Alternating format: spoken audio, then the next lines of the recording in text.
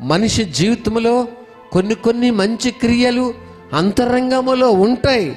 మనం దేవుని విషయంలో, ప్రజల విషయంలో మనం కొన్ని మంచి క్రియలు చేసి నీతిని సంపాదించుకున్న వారు భూమి మీద ఉన్నారు. అయితే దాన్ని బట్టి ప్రభా, ఒక నీతి గల మనసు, ఒక నీతి గల ఆలోచన, ఒక నీతి కలిగిన ప్రవర్తన నాలో ఉంటే నా మీద అపవాది వేసే పాపపూరితమైన బాణములను బట్టి నన్ను నశింప చేయకుండా కాయవా, మా కుటుంబాన్ని కాయవా, మా బిడ్డల్ని కాయవా అని చెప్పి మొరపెట్టే మనసు భారము కలిగిన వారి మనసు.